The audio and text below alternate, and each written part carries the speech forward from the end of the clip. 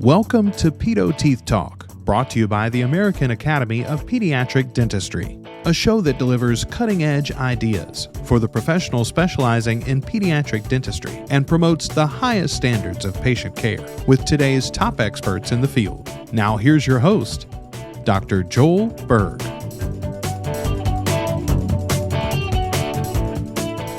Thank you for tuning in to Pedo Teeth Talk, where we bring you the contemporary issues important to you and your practice. Brought to you by the American Academy of Pediatric Dentistry. Thank you to our Pedo Teeth Talk sponsor, Hugh Freedy Group, for helping us bring you great content. We couldn't do this without them.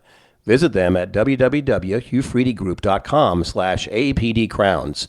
That's HUFREDY.group.com/APDcrowns. We are here today with Scott Papineau. Dr. Papineau moved to Indianapolis to attend Butler University, where he earned his Doctorate of Pharmacy degree, PharmD. He worked as a licensed pharmacist for 2 years before starting dental school at Indiana University School of Dentistry. After graduation from dental school, Dr. Papineau completed his pediatric dentistry residency at Cincinnati Children's Hospital Medical Center in Cincinnati, Ohio. He currently lives in Indianapolis, where he has owned and run a successful private practice for the last decade. Because of his unique dual pharmacy and dentistry degrees, Dr. Papineau enjoys giving the pharmacology lecture series to different pediatric dentistry residency programs. In addition, he was honored to be chosen as one of the faculty for the APD sedation course. Dr. Papineau enjoys helping dentists feel more comfortable with the topic of pharmacy as it relates to dentistry. So, Dr. Papineau, thanks for being with us on Pedo Teeth Talk. Yeah, thanks for having me. So you and I were talking, and I think I said that you may be the only pediatric dentist pharmacist. I know several other dentist pharmacists, but not pediatric. Is that correct? As far as I know, that's the case. I know there's about, from what I've seen, a handful of PharmD DDSs around, but I think I'm the only pediatric one that I've heard. So let's go back to before you applied to become a PharmD, before you applied to pharmacy school. Why did you want to be a pharmacist at that time? That's a great question. So I grew up in a very rural area, first one in my family to go to college. So no one really had any great advice for me at that point. And I was good at science and I was good at math, and someone said, you should be a pharmacist. And I said, that sounds great. And the more I looked into it, there was a unique opportunity to go to Butler. You actually could get enrolled into the pharmacy program straight out of high school. So applied, got in. If my GPA was above like a 3.5 for the first 2 years, I was automatically enrolled into the pharmacy program. And so I actually graduated with PharmD. I don't have an undergraduate degree. Okay, they have a couple dental programs like that still, I think. Yeah, not many. Yeah, they're very unique. So at what point did you practiced pharmacy for 2 years after graduation? Was it during that 2 years you decided you want to go to dentistry, or was it during pharmacy school prior to that? It was actually during pharmacy school prior to that. I was in my 4th year of pharmacy school, and it was having lunch with my then girlfriend, now wife's family, and they were like, how's pharmacy school going? It's like, it's fun. It's boring, but it's fun. Boring, okay. Yeah, and they were both dentists. And they said, well, you should come and work with us in the summertime and see what you think about it and see if you like it. And I did, and it was great. And my mother-in-law was a pediatric dentist, and that's the office that I was with for the summer. Okay, that's the thing that happened. That's the tie-in. So let's shift gears and talk about, you recently were selected and you're on the speakers group with the Academy's course on sedation. Tell us a little bit about that course, and then I'll go back to your involvement with the course, how it's changed maybe, and what's going to happen in the future. So the sedation course, the first time I ever did it, I went without being part of the faculty several years ago, and I loved it. And at that time, even though I went through Cincinnati Children's Hospital, which is great at teaching the sedation, for me it was just great to get all the encouragement and reminders of all the things I should be looking for. Now that I'm part of it, the thing I like about it is, man, you get to help people that just need to fill in the gaps, some of them from maybe their residency education that they got, some of them from just trying to change old habits and feel more confident in the way they're practicing according to the guidelines. So my role initially with the course was to start teaching the local anesthesia and the office preparedness sections.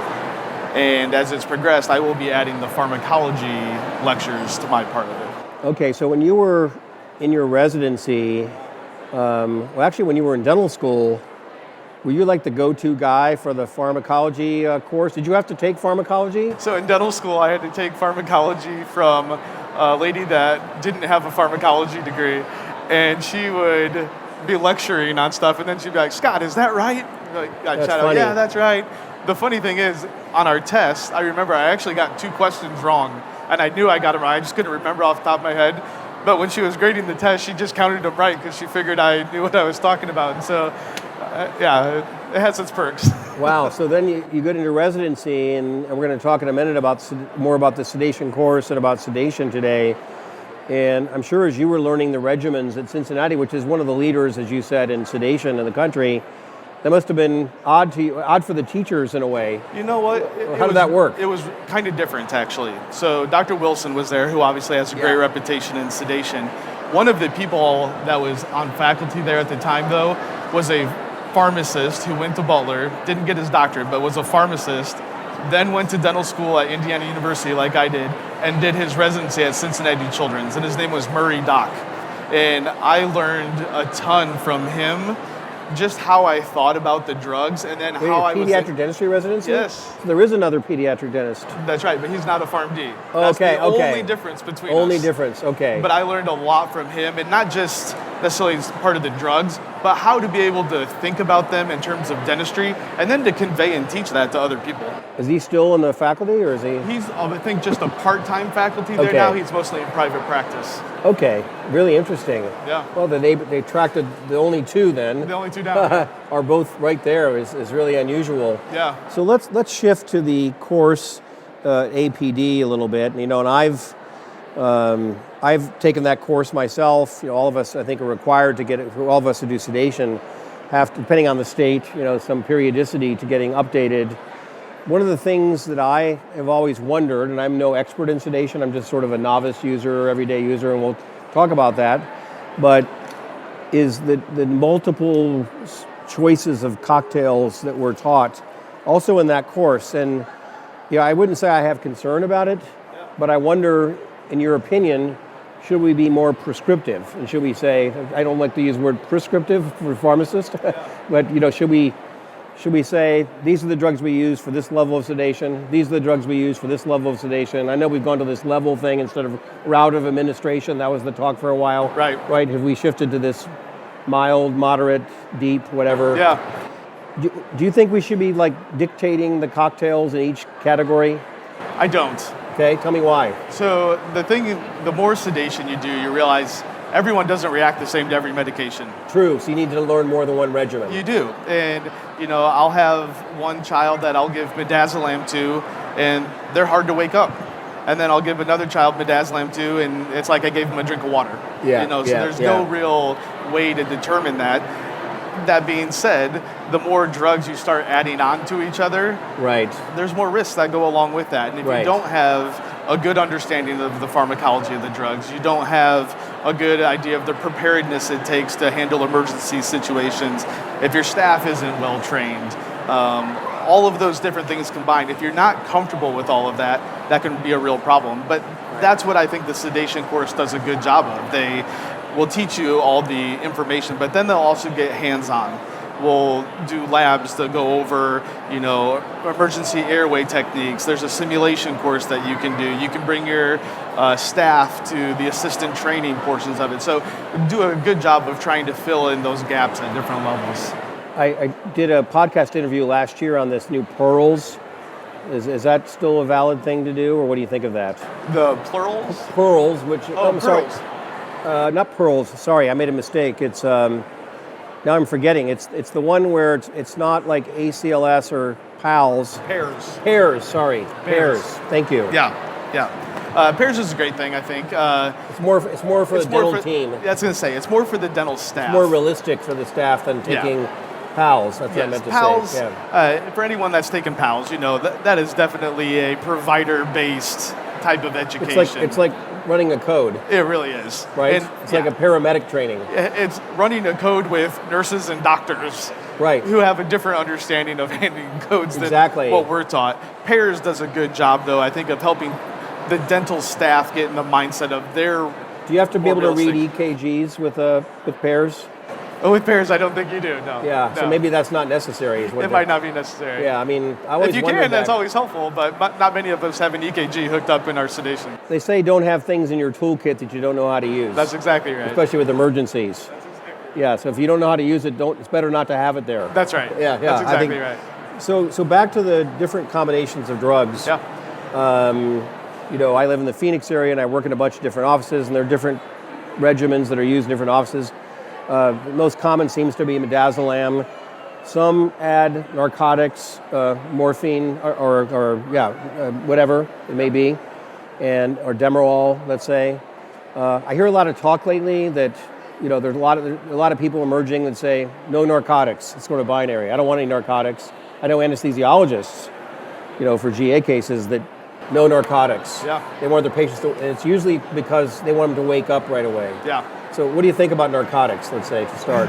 So I'll lift the curtain, kind of my own private practice here a little bit. Yeah, so yeah, please. I pick my regimens based on length of working time, Okay. not necessarily on anything else. Because I know that I'm kind of going for a level of sedation as it is. Based on the temperament of the kid, I'll pick my regimens for working time. And so in the instance like you're talking about with narcotics, I would be starting to add those in if I was looking for a longer working time. Okay, so it's going to wear off before. That's right. So when I'm Because looking... you're a pharmacist, sorry to interrupt. Yeah. You're a pharmacist. Are you going to use fentanyl, short acting, ever? So I'm not. Okay. So I do think, and I'll say I would only do something like that because I think I would feel more comfortable with the drug. But You would be more comfortable than myself and many others. right, Yeah. But it's interesting. Intranasal fentanyl, I think, could have a potential because benefit. it's short acting. And, That's right. Yeah. But do I think it's probably better than intranasal Versed? No, probably not. So I don't think probably going to get it used. But So that's a good example of where you probably should be trained on narcotics still. yeah, It's something we shouldn't leave out. right. So the people who say, well, I can just be fine with midazolam only and hydroxyzine, whatever. Yeah.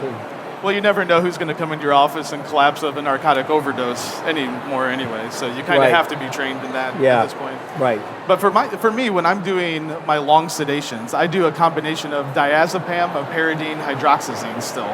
Okay. And so I do have that narcotic in there. But apiridine is a little different than most narcotics, though.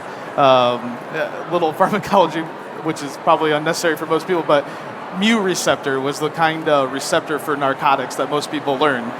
Meperidine has a weird one. It affects the kappa receptor in there, which actually does more sedation than pain, like some of your other ones do. So since meperidine's going off the market, though, people are putting morphine in place of that, and it doesn't work quite as well. Is meperidine going off the market? So there's been word of that for years and years, and Why I is think it going even off when the I was, market? it lowers the seizure threshold when it's used at a high Okay. enough dose. There's an Okay. active metabolite, So normoperidine. probably coming from other industries, other markets. But that's been the word on the street since I was back in pharmacy school. okay. So if I can keep getting in, I'm going to keep using it. Right. We will now pause for a word from our sponsor. Ufridi Group provides world-class products, services, and education, resulting in superior clinician outcomes. For more information, please visit www.ufridigroup.com/AAPD Crowns. We were back with Dr. Scott Papineau. We're talking about sedation, combination of agents.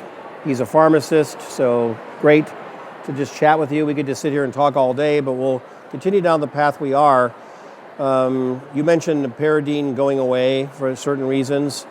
You're probably too young. Do you remember a drug called alpha-protein? I've only heard about it. Yeah, I never got the experience of using when that. I trained, we used to inject that intramuscularly, and it seemed like the perfect agent. I think people who used it would say that. And 20 minutes of ideal moderate sedation, pretty much 100% of the time. And then it wore off. They stood up and walked out. And I guess there were some complications in the OB-GYN side that caused it to go away. Oh, well, that's just dreaming. We don't have that drug anymore. So Regarding emergencies, you'd referred to the ability that can't be understated. Can't be overstated how important it is. I follow aviation very closely, and I once had a training at our children's hospital where they brought in the head safety trainer from American Airlines, a pilot trainer, and he said something that stuck with me, and that's that pilots go twice a year for simulator training, and they don't teach them how to fly the airplane. They know they can fly the airplane. They teach them how to handle emergencies that they hopefully never encounter. So they subject them to those conditions. And I wondered, do we do enough of that? Because in our training, we look at a number of cases that the residents do, but hopefully because of the case selection, they're never going to encounter an emergency. That's hopefully what we want. Yet maybe 16 years later in practice, they have an emergency. So should our sedation updates be more? Are they focused enough on those rare emergencies? I don't know. Yeah, I don't think you can ever prepare too much for emergency situations, honestly. Yeah. And it's one of the exact things that you just said. Hopefully you never have to use that information your entire life. That skill set goes completely unused for the entire time you're in practice. But it's that one time, potentially, if you're not up to date or if you're not confident in what you're doing, you're going to regret that moment. And it seems to me that not only do you have to be comfortable managing it, but more so perhaps is first recognizing it, because it's such a rarity that you could see it. Some things are happening. Like, is this really happening? Is this happening right now today in front of me? So I think maybe we should at least focus more on recognizing this is that emergency right now. Yeah. You know what I mean? And I don't know how to do that. I'm no expert at it. Yeah. No, I mean, but that's great. And knowing your monitoring equipment, being able to recognize everything, doing it enough to where you know what's normal so you know what's not normal, I think is a big part of that. But the preparedness, and I'll tell you a funny story here real quick. I get out of residency and I get into private practice and I decide I'm going to do a staff training exercise for an emergency situation. And so get all my staff together and I have my emergency meds and I thought I had ordered the exact same type of medications that we had used in residency. So I was familiar with them, I knew them. And I started going through this emergency situation. It's a narcotic overdose. And I opened up the package to show them how to fit together the thing. And I had inadvertently ordered the wrong box that didn't come with the syringe to attach to the end. And here I was not able to even show them what I was supposed to do because I had made a mistake in what I had ordered. And had we not run that, emergency preparedness thing, we wouldn't have known it. But I'm flustered at that point because I'm like, here I'm the doctor and I'm supposed to be doing what's right. And all right, let's do a flumazenil one. I have the vial, I have my syringe, let's do that. And I was so flustered from messing up the narcotic one, I broke the needle off in the vial of the flumazenil. Something a pharmacist should never, ever, ever do. And I did that. So that was a very important lesson for me about even in that case where you're trying to show how to even in the case when there wasn't even a patient that was having a problem, I still messed it up. Yeah, well, I think we can never get enough of those emergency recognition of the emergency and then how to manage it. So, what are the biggest reasons that practices don't feel comfortable with sedation? And I think this ties into this trend of office-based anesthesia, as you and I were talking, that varies state by state, obviously. So in the states where it's really easy to get a group of anesthesiologists or anesthesiologists to come to your office, I think over time in those states, there's going to be less and less oral conscious sedation. It seems to me. And it seems to me, I talk to people like in the Northeast where it's really difficult. You can't do office-based anesthesia, or in some states, the dentist has to be licensed to give anesthesia, general anesthesia. That doesn't make any sense. I'm hiring this guy so he can do it, not me. But anyway, the law doesn't allow it. So in those states, they're going to keep doing oral conscious sedation, I think, but then I hear that's even difficult. So what are the biggest reasons, in your opinion, why people do not feel comfortable with oral conscious sedation? Always been a mainstay in our profession. Yeah, I think it was a mainstay for a long time until the general anesthesia started becoming more popular. And I think so many programs were hospital-based, that started to become a little bit of a push over the oral sedation part of things. But with what you were just saying is correct. All across the country right now, it's completely different based on where you're at. It's like different countries. Yes. New Mexico, Arizona, they have ORs available for everyone. Or in the office. Anybody, pretty much, unless you have some complications and you go to the hospital, Indiana, where I'm at, was incredibly weird. No one could get into the OR to have access to any ORs. And for a while there, they were having, anesthesiologists come to their office, but then Indiana made a law that said no MD anesthesiologists can come into dental offices, which left an even bigger hole. And the thing that I'm seeing is I think it still needs to be in our armamentarium pretty well, because even in situations where it's super available to go to the OR, I think we're bringing kids to the OR unnecessarily. A kid that just needs, a couple extractions probably doesn't need to go to the OR. A pediatric dentist should still have that as an option to be able to present to patients, because there's risks that go along with the OR as well, and we tend not to remember that. Yeah, there's risk with everything.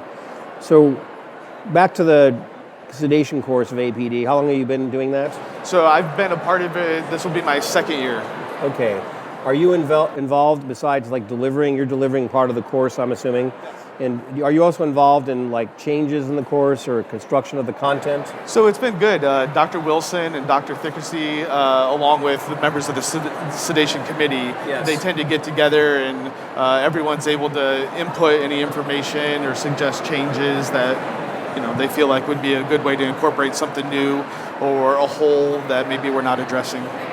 So given what you and I talked about today, do you foresee some changes ahead in sedation? I think that we're definitely trying to bolster up some of the hands-on things that we do.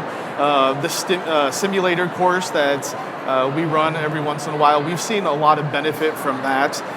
Just for what we had talked about, just getting in those emergency situations. And when you have that real-life dummy in front of you and they're controlling it in the back room and you have to figure out what's going on with it, it kind of simulates those blood pressure raising circumstances pretty good, and I think that's good.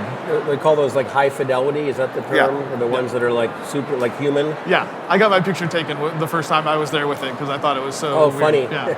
I wonder if artificial intelligence is going to play a role. Oh, that's a great question. Yeah, I think in analysis of cases and what went south or what might have and things like that, I could see kind of scouring the earth for cases that might be very interesting to do. That's exactly I just started using that myself for other things. I just find it unbelievable. Yeah. So I was just thinking maybe we should apply that to case analysis. Well, this has been fantastic, Scott, and we can all learn a lot from a pharmacist. So we'll have to do, I hope you'll come back and talk more about other subjects related to this fact that you're the only PharmD pediatric dentist in the country. Hopefully I can find another one sometime. That'd be great. Or just keep just me. That'd be okay too, I guess. Well, this is a topic really important, so I'll come up with some other ideas and let's talk again real soon. Thanks for being with us on Pedo Teeth Talk. Thank you for having me on. I really appreciate it. Do you need additional CE hours but don't have time to travel to courses? Did you attend annual session and want to listen to the audio recordings? Check out AAPD's new Education Passport. The redesigned and improved Education Passport is AAPD's online learning center, where you can earn CE and listen to audio recordings from all of our continuing education courses and more. Visit educationpassport.aapd.org for more information.